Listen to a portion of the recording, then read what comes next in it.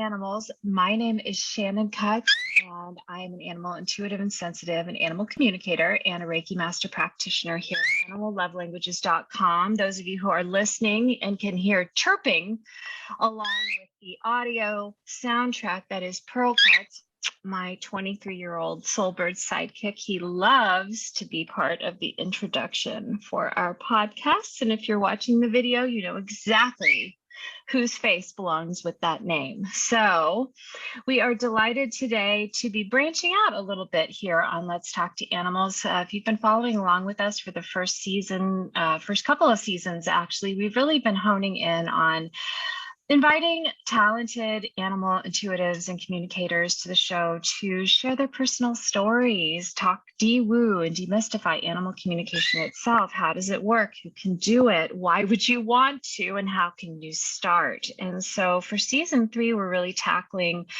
something that comes up so frequently in animal communication sessions, which is that we've got this great information. Now what? Now, what do we do with it? How can we help this animal who is opened up and shared from their heart what they want, what they need, where they're stuck, what would make them feel better? And so for season 3, I'm branching out and starting to invite a whole host of wonderful holistic animal care and pet care practitioners on a variety of different topics, working in different modalities. And today we have Miss Kezia Lechner, and she is with openintochange.com. And really, honestly, when Kezia and I first started talking, I had no idea what the heck she did. And it's been so cool to learn about the emotion code and the body code. So Kezia, welcome. Thank you so much for agreeing to be a part of Let's Talk to Animals. We really appreciate it. Well, thank you so much for inviting me. One, I love your podcast. I've been listening for a while and I really love it. I think you're doing a wonderful service. It's a gift. It's a gift for animal lovers. Thank you. And it really is. It truly is. Thank you. There's just a lot of love, you know.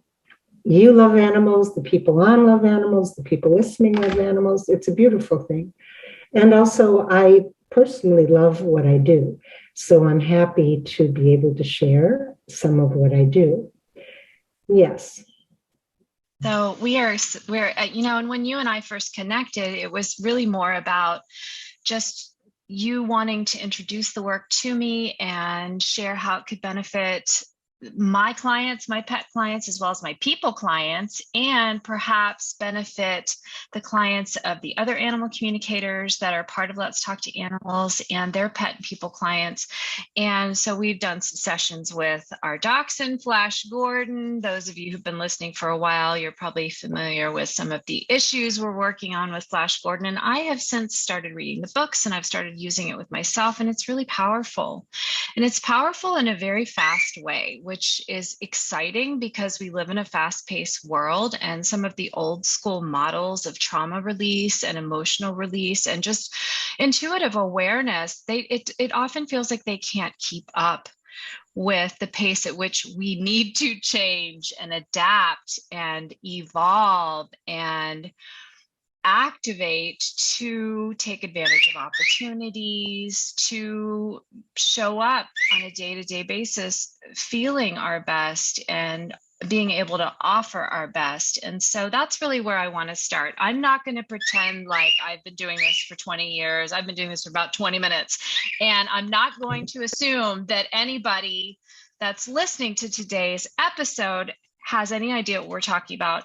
Even if you do, it's always great to go back to basics and that beginner's mind. So Kezia, will you just take us back to the beginning and share a little bit about how you learned about Dr. Bradley Nelson and the emotion code and the body code, and just give us a little overview of what it is.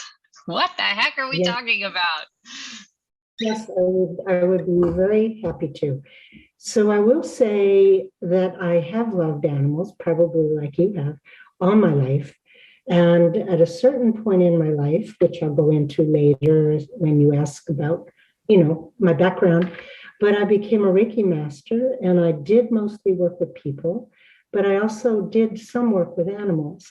And Reiki, as you know, being a Reiki master, is very beautiful and very potent. And yet for me with animals, I couldn't quite get the results I wanted. Also, people weren't so interested in having me do Reiki with their pets, and vets certainly at that point weren't interested.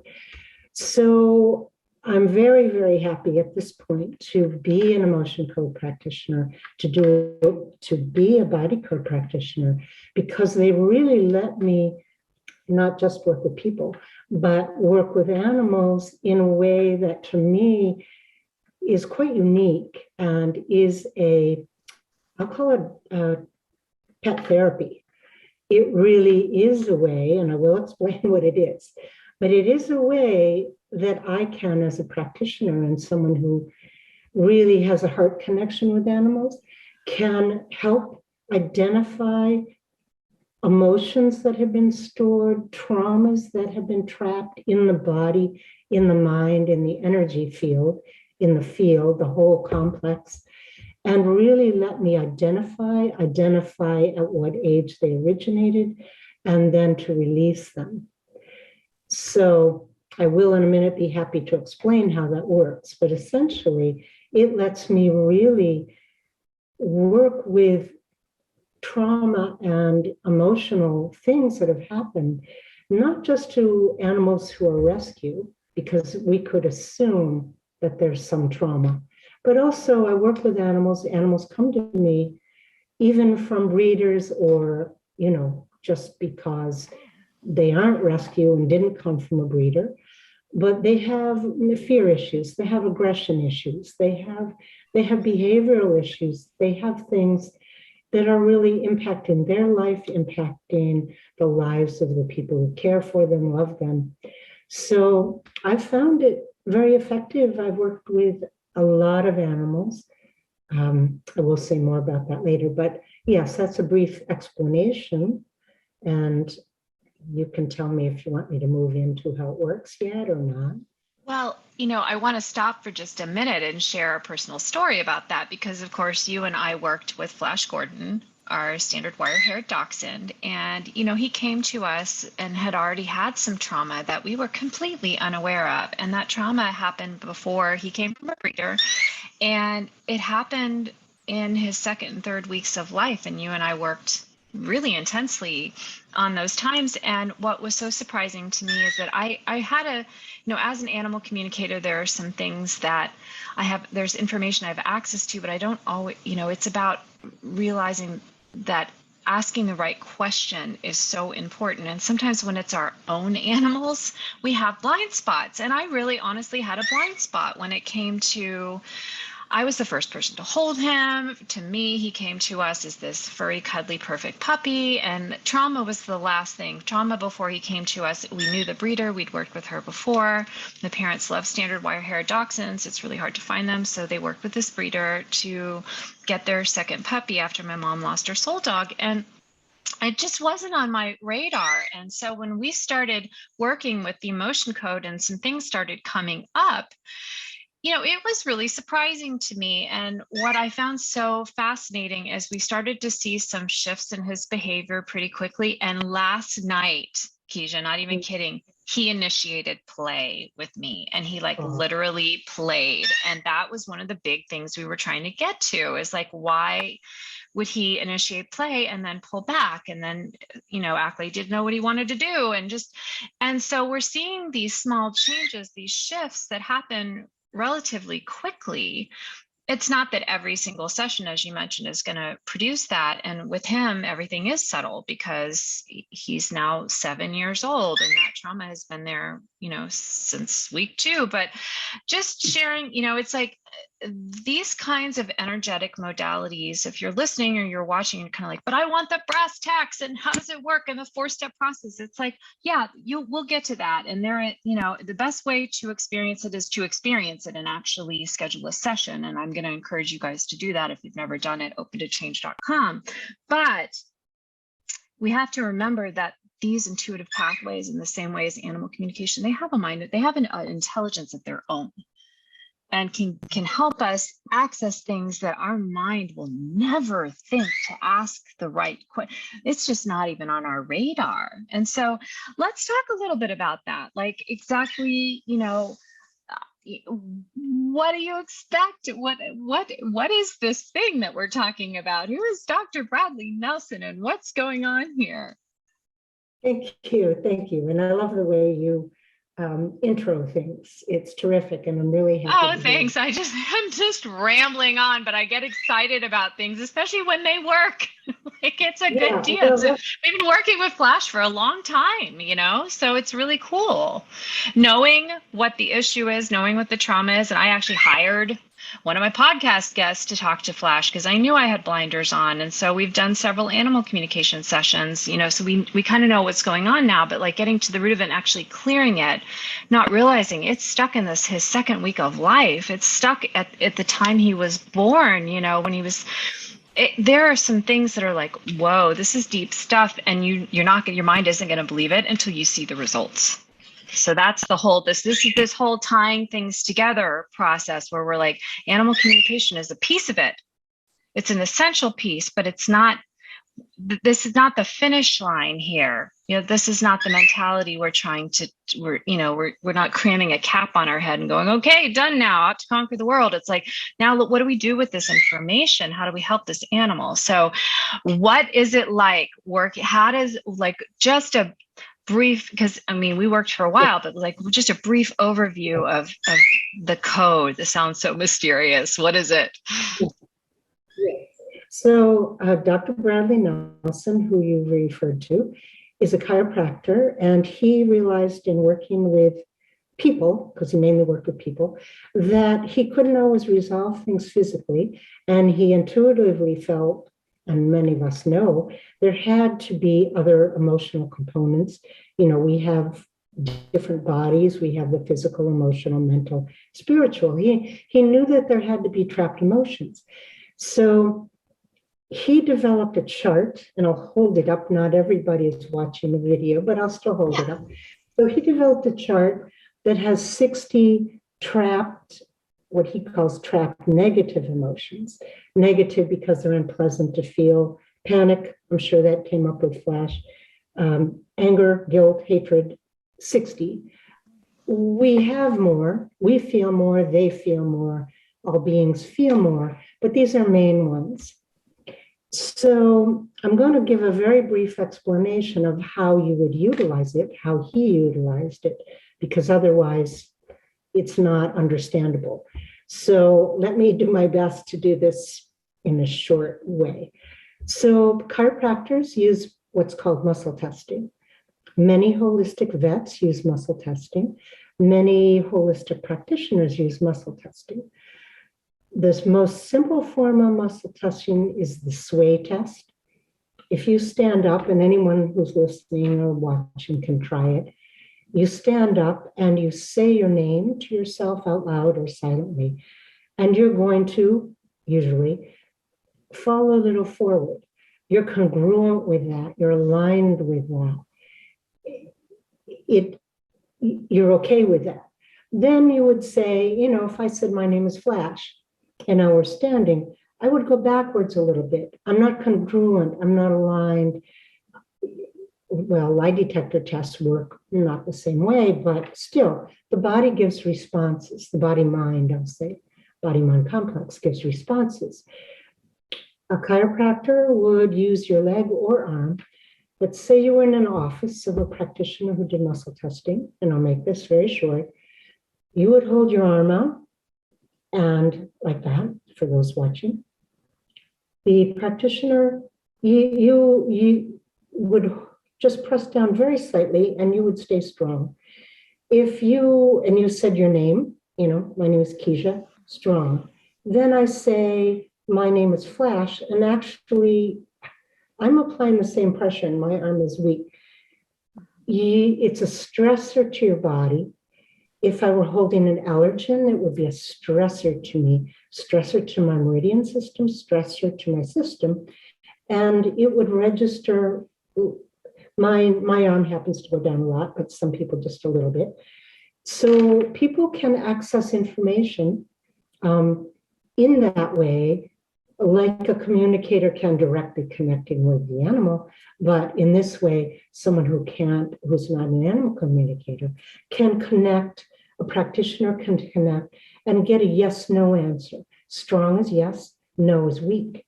So you can access information, and I use that, I'm using that, and he used that. So I'll go back to what he did. So he was using muscle testing. Let's just pretend that we were using only emotion code, and then I'll describe the body code briefly. And we were, I won't use flash, but say, please take us to the emotions that underlie Cooper's aggression. And then I could quickly, and by myself, if for those watching, I'm using fingers, yeah, yes, no. So I can quickly ask, is it in column A? Is it in column B? Is it in column A? Is it in column B? Is it in an odd numbered row? Is it an even? I can locate it quickly because it's quick. And then there's a grouping of 5 emotions, energies. They're really energies, but they show up as words. Then I can land on that one. Then using muscle testing, because I'm very intuitive, but I'm trying to be, as they say in shamanic language, a hollow bone when I'm muscle testing. I don't want my mind to drive it. I want it to be back. So then we come to panic underneath, as one of the things underneath aggression. I ask at what age for the purpose of this session did it originate? And then, is it weeks? Is it months? Is it years? Sometimes it could be in utero, something happened at birth. Or maybe this will sound strange, but it could be prior to birth. It could be inherited, also can be absorbed. This is a part that could sound strange to people. I could be taken to preconception, and that could be another lifetime, whatever. And then there's a release technique, and I won't go into that. It's not so important, but yeah. So, yeah. Do you have anything to add? I'll go on to describe the body. Yeah, I mean, it's interesting that you mention the intuition and being, the hollow bone and the clear channel, because what's happening, especially, we have a lot of folks who listen and watch who are highly intuitive. And I feel like there's always, once we realize we're highly intuitive, there's that curiosity gets activated, and we're always seeking new ways to deepen that intuition because it works. And we realize that if we can tune in at a deeper and deeper level to our intuition, that our life gets, if not easier, simpler and clearer, and we are able to process things that need processing and work through things that need working through with it's like the easy way, the hard way. Or do we want to sink down below the waves and let the deep ocean current carry us in, or do we want to flail to shore? And so it's like, for me, it is about realizing, the mind is going to try to kick in and go, oh, well, I resonate with grief, and so this is also a great way to practice. And I've been doing this as I've been clearing emotions for myself. It's about practice. Wait a minute, am I really tuning into my intuition here, or am I letting my mind drive the bus, pilot the surfboard, take me there the hard way? Because the goal in that purity of I loved how you said, for the purposes of this session, and having that pure intention. And when you're working with an animal, we're having this pure intention that we're really literally tapping into their primary energy stream. And it's for the highest good of the animal and or the human that we're working with. And so it's a great way to deepen your intuitive pathways and feel how the purity of, I'm big on intention, the purity of your intention can actually help you overcome that tendency to head up into the mind instead of staying down in the heart and the gut brain. So that's been a way for me to just, especially with my own animals, because the more we, it's so tempting to have those blinders on, and the more we can add these modalities into our toolkit and have, okay, well, I need to go work with this practitioner. Okay, I need to refer my client to this person. Or okay, I need to, some people may be listening to this and they want to learn it for themselves. And that's amazing. And it's there, so it's like really kind of getting out of our own way, getting out of our animals' way, and allowing their energy to guide us. And it's pretty darn cool when it happens. So you did mention there's the emotion code, and then there's also, we've done a little bit of this, you and I, when we've worked together as well, but there's also the body code. And actually, we were doing the body code. Yep. So I'll explain more. Yeah. Now, the things you said are actually really helpful for me too, because it has me want to add a few things I forgot. Mm-hmm. So when I'm doing a session, I become a proxy. I connect with the animal's energy, and I know I'm connected, though I don't have to test it. But right now, I'm Kezia, right? But if I were connecting with Flash, and I'm not right now, then I would test strong. I haven't become him, but I can connect with him enough. People who do the emotion code and body code would say I'm connecting to the subconscious, whether it's the subconscious, whether it's the higher self, whether it's the field of intelligence or information. I don't know. It doesn't really matter. But I will say, because I'm highly intuitive, as you are, then when I go into the ages, say an animal who's a rescue, there's no history known. Or even with Flash, there wasn't history about 2 weeks. So then I'm receiving pictures sometimes. I don't know if the animal is showing me or their mind, but I'm just asking questions. 2 weeks, did this have to do the human?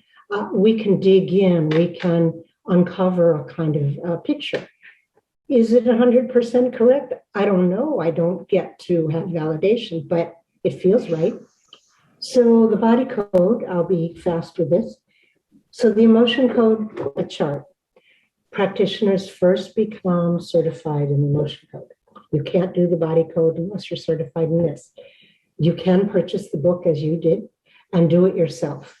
You can't charge then, but you can do it, and that's great. The body code, unlike something handheld, exists as an app on the computer.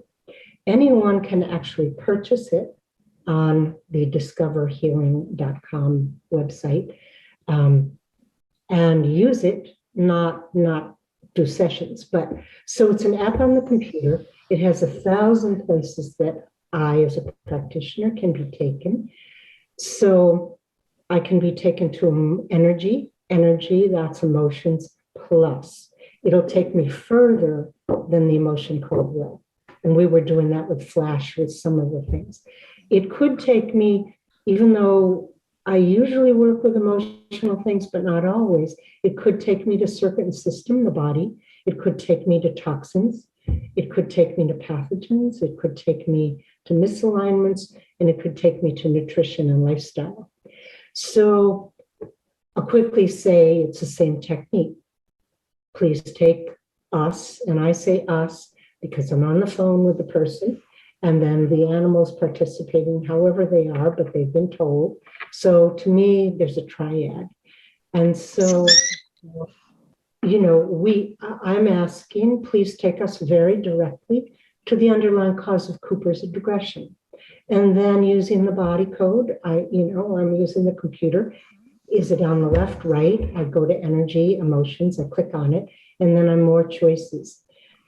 So again, multiple ways I can navigate this multi-layered chart and find information, release maybe 10 to 12, sometimes more things during a session, uncover things, and release, uncover, understand, release.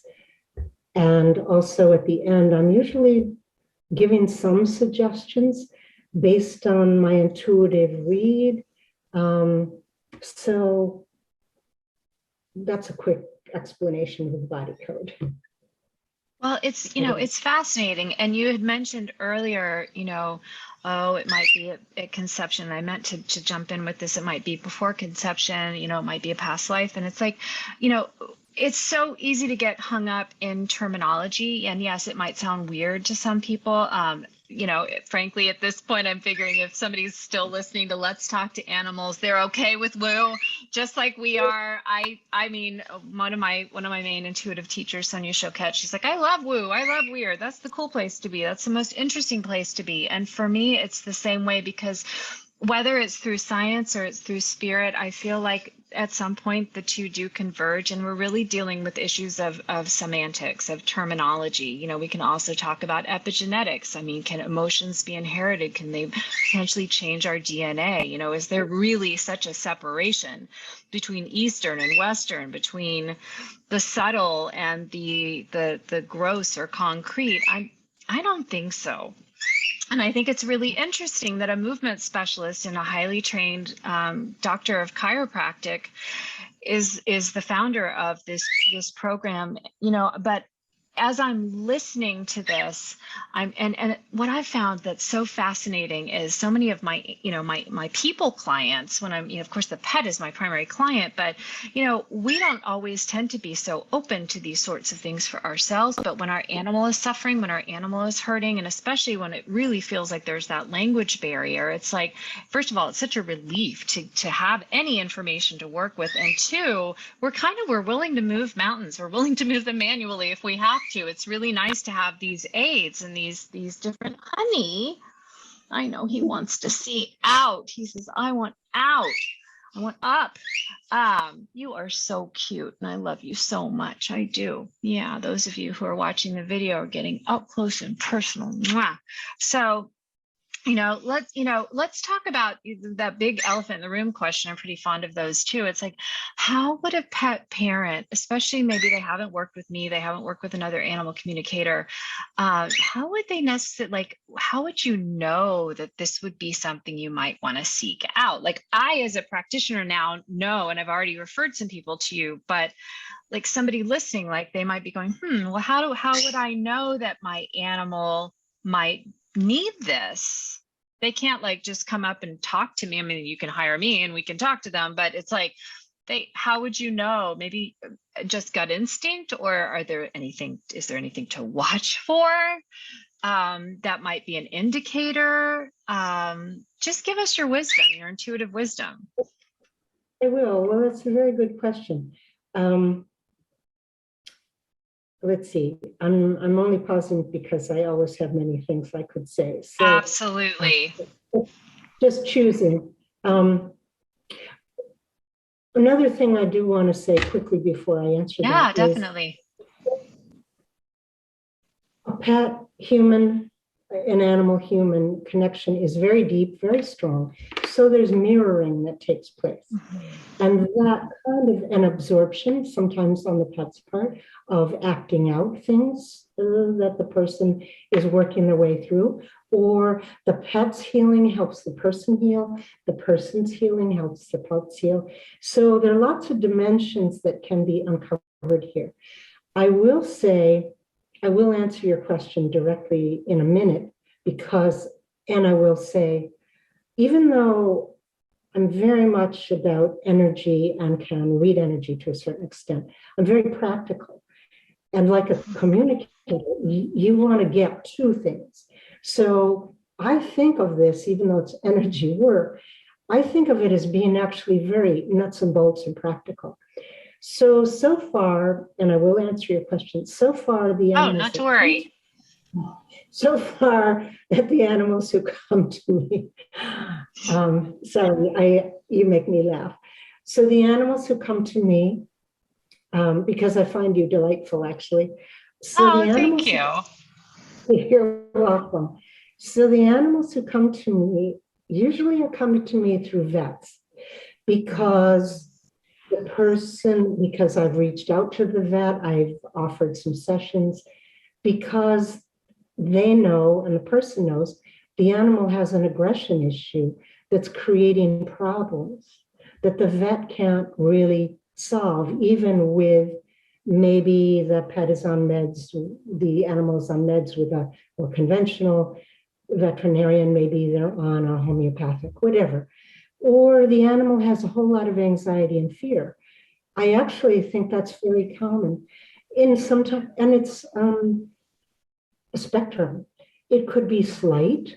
So let's say somebody might know because their animal's afraid of really loud noises and it causes them problems. Their animal's afraid of strangers. Their animal is leash aggressive. Their animal is afraid of people who they don't know who comes in the house. The animal barks all the time. The animal has physical issues because I am working next week with a dog who has seizures. So sometimes someone will come to me because there's a physical issue. Again, mostly a vet has sent them to me. I will say that one vet I do connect with speaks with animals. I don't think she calls herself a communicator, but she does start her sessions by asking the animal what they need, and she's very good. And sometimes the animals, because they're telepathic and they know what she can offer, they might say, they're either saying they could work with me, or they might say they need more help. They want to be more confident, they need more help. So someone who's hasn't referred to me all the issues I mentioned, litter box issues. I mean, some pets, I imagine, I'm allergic to animals, so I don't have one right now, but I've interacted with them a lot. But, you know, some animals know everything's great and everything's great in the family and they're great with the kids and they're great with visitors and they're happy and they have adequate exercise and great diet and whatever. But a lot of animals aren't, and a lot of people who are, not everybody, they don't have to be, but many pets are rescued. There's an overabundance of abused and abandoned and neglected animals. So those are some of the ways someone would know. Absolutely.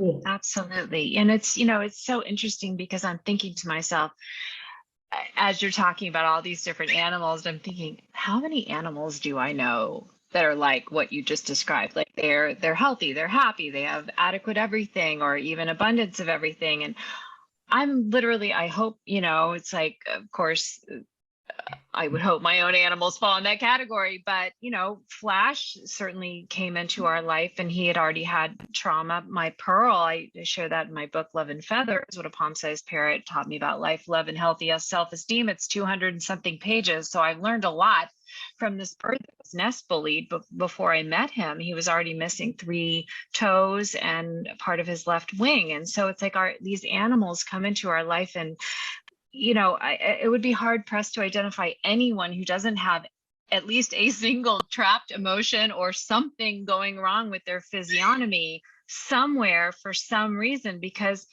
you know, we don't, as much as we might like to believe it, we don't come here for an extended vacation. We come here to learn. Yes, there are vacations involved, thank goodness, but we come here because there are things that are, you know, at least the part that we understand about why we come here is that we want to unfold, we want to evolve, we want to find all the bells and whistles and see what we're made of and what we can do, and that involves overcoming some of the bumps and bangs on the head along the way. And so it would almost feel like it's just a gimme, like is there anybody who wouldn't benefit from releasing emotions and being able to do it and you know, kind of easing through some physical stuff maybe that they know it's there but they don't know why. And I'm increasingly intrigued by the intersection of the body and the mind and emotions. I mean, that's where animal communication happens. And I also am becoming increasingly intrigued with all of the different ways that animal communication happens,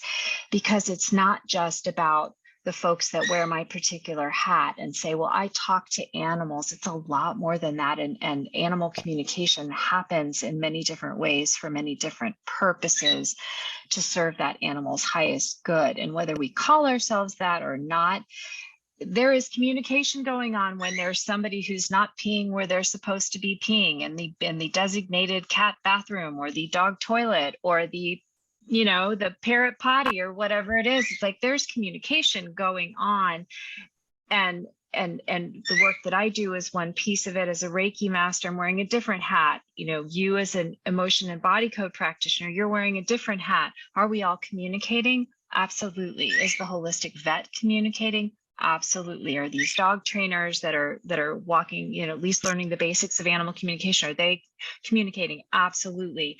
Are you allergic to pets, but you're gobbling up episodes on this show because you're thinking maybe there's another way I could work with them? It's like, yeah, there is. There are lots of ways you can benefit the lives of animals. You don't have to have a pet. That's not a requirement. Not everybody can have a pet. Not everybody has a partner who can have a pet or a child who can have a pet. Doesn't mean you can't be a part of animals' lives and make an impact. So really take that in. Really, if you're listening or you're watching and you're like, why am I listening to Let's Talk to Animals? I don't even have a pet. It's like, well, think about that. There's a really cute movie, and I can't remember. I think it's called Unleashed, and it's, of course, now the stars' names have completely flown out of my head now that I'm trying to talk about it. But it's on. I wrote a blog post about my 4 favorite animal communication movies, or maybe it was my 3 favorite, and it's on the list. So you can go to animallovelanguages.com, find that blog post, and it'll be there. But she was living with a partner who was really highly allergic, and spoiler alert, when they broke up, she got these animals, and it was like the point is she was going to the shelter and she was getting involved that way, because her partner couldn't have. So it's like there are so many avenues for us, and the more we make a difference for our animals, the more we find out that was really loud. The more we start getting involved in the lives of the other species around us, the more we come alive ourselves, and the more connected we feel. We don't feel like an invasive species anymore. We start really actively caring at a whole new level, because we start to realize how powerful we are, and that we really can make a difference. And we can, in these small ways that seem so like it just one finger in a leaky dam. It's like, yeah, but we only have 10 fingers, but the people living next to us, they have 10 fingers. It's like we just all have to use all of our fingers. That was a really bad analogy, but we have to use it's like we do our part, and then slowly everybody starts to wake up. So that was a long-winded, not very well put together. Just do the thing, because you're needed, totally needed, and appreciated for every little tiny thing. And I totally followed everything you said. And I'm so glad to hear it. I don't think it was easy. Oh, no, it's easy to follow. A couple of things I'll throw in here, and then I don't know where you want to go. But, sometimes a pet is doing an animal. I'll say an animal because they're not really ours. Sometimes they're doing very well, and then a fellow animal companion dies in the family, and they go into a deep depression or whatever. That can happen. I will also add, and that's another case that this could be helpful. Absolutely. So I'll add, I have had animals in the past, and I fed a small tribe of feral cats in the park for 6 years. And I did have a cat who I rescued for about 4 years. So I have lived with them, and certainly they have been my teachers, some of my greatest teachers, I will say. Yes, so I'll pause there and see kind of if there's a place, Love Pearl, where you want to go. I've also gotten more and more interested in the intersection of what you were talking about just a few minutes ago, Kezia, which is the pet and the person who mirror or model for each other.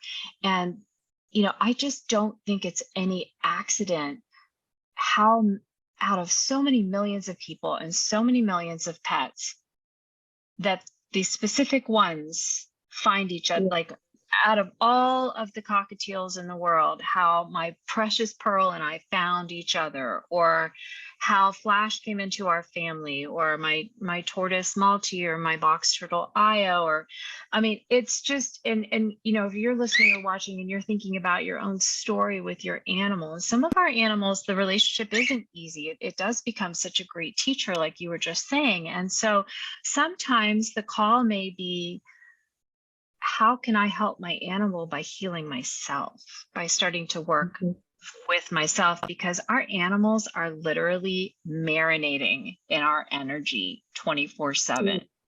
And yes, they love us unconditionally, but yes, trust me, as when I say as an animal communicator, we can be stressful companions for them. And that, that energy is not always a pleasant marinade. And so when we start to elevate our emotion, when we start to dial down the drama and dial up the inner peace and the poise and the the word that you were using, the congruence, is that right? Congruency between our insides and our outsides, which is kind of a life's work for me. I want my insides and my outsides to match, because I feel like that's the best way that I can serve myself and everyone else. It's like the more you start working with yourself, releasing your own trapped emotions, trying to, improve your health on all levels, physical, mental, emotional, and at the connective point, spirit, whatever you want to call it, we serve everyone. So maybe you're listening to this episode for yourself today, and your animal can benefit, whether you use it for yourself or you use it for them, or you work at both levels, and so we're kind of drawing to a close here, but I definitely want people to know how they can work with you. How can they find you, and what you recommend for somebody who has never had a session before, they've never experienced this before. Yes. So my website, and I don't really recall if you have links. I think you do. Oh yeah, I'll put the links in the notes as well. Yeah. My website is openintochange.com, and my contact info is there. Email, people can contact me via email. I work with people, humans. I work with, and that includes children, could be infants, but I haven't done that yet. And animals. Have worked with horses, dogs, cats, a mule, not others yet, but I would love to. So I do offer, if someone is interested, I wouldn't really expect them to just go ahead and book the session. They don't know how it works. I've given a brief explanation. So if someone feels interested, then they email me. We set up a call time. We connect by phone. They tell me more about their animal. And occasionally the animal has told the vet I mentioned that actually their person could use it. So occasionally I've had clients come to me through the vet. But in any case, someone would contact me, human or for the animal, and then we set up a short call. They tell me more about themselves or their animal. But I love working with animals. I love. And then I explain more fully how a session works, what the release technique is. And then if they want to go ahead, then they have a choice. They go ahead or not, but usually they go ahead, but no pressure. Then they go ahead and set up a session, and we do a session at another time. And the sessions can be between an hour and an hour and a half. And I try to keep the prices because with an animal, sometimes, and certainly with a person, but that's up to them. With an animal, the best results are maybe a couple sessions, several sessions. So I'm always upfront about that too. So people can connect via my website, and then again have a complimentary call where I explain more. Well, that sounds just perfect. And hopefully, if you're listening or you're watching and you're interested, then you've gotten a little overview and, of course, a little bird's eye view of how it can work with one animal, with our dachshund Flash, who has really benefited. And we've done a couple sessions for him now. And so, and of course, you and I keep in touch so I can share some fun stories about kind of different things that we're seeing. And it's it's a part of a whole care team that we've assembled for Flash that includes a holistic vet, includes a traditional vet, and includes the emotion code, and includes Reiki. He loves Reiki, includes chiropractic and acupuncture, a very, very well-balanced holistic fresh foods diet, and animal communication, last but not least. And so when you consider all of that, it's like he has more care practitioners in his corner than I do. But that's also where, we get what we give, and the investment is a healthier, happier, more loving, brave, open, and confident dog. And that is worth its weight in gold. So for those of you who are interested, it's definitely, I always recommend the same thing for animal communication. I hired animal communicators for years before I realized that I could do this and I wanted to do this. And that gave me a really good entree, gave me a hands-on experience, because I'm a very experiential learner. If I haven't experienced it, it's kind of hard for me to figure out what you're talking about. So it's really good to just have, add these bucket list ideas to your to-do list. Like, I want to have this experience, I want to have that experience. And then you get the benefit, and you make some new neural connections, and you help yourself and you help your animals, you help the animals you care about. And so that's what I recommend. Just start. If you've never experienced animal communication and you're listening, come check me out. Come head over to animallovelanguages.com/podcast, and you can check out the amazing guests that we've had on the show. And if you want to experience emotion code and body code, openintochange.com. And we're building a team of believing eyes and open hearts and trusting spirits who know that healing leads to amazing levels of brave and a lot more joy and a lot more positive change, which is what our planet really needs from us. So Kezia, thank you so much for being a part. I really appreciate your time and your investment in the emotion code and the body code, and your investment in the well-being of the people and the animals that you serve. I really appreciate it. Thank you so much. And thank you. And I'm going to quickly add, I studied animal communication a little bit, and I do sometimes send clients to communicators because it's a compatible thing. And very compatible. Very. And also, if I'm working with a physical issue, I'm always relying on that information going to the vet or the person taking it to the vet. I'm not prescribing, I'm not doing anything like that. But I can uncover some things that might not.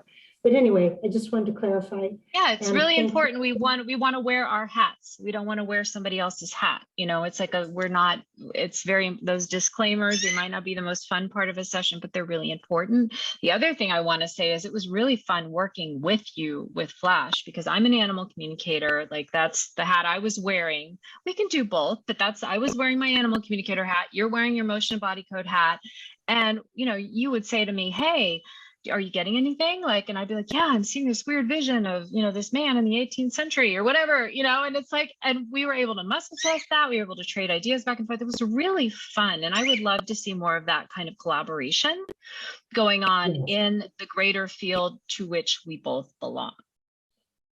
So, all right, my dear ones, we've so enjoyed being with you for another episode of Let's Talk to Animals. Please do the thing, rate, subscribe, send a positive review, send a question, send a request. We'd love to hear from you. And please join us again next week for another amazing guest here on the show.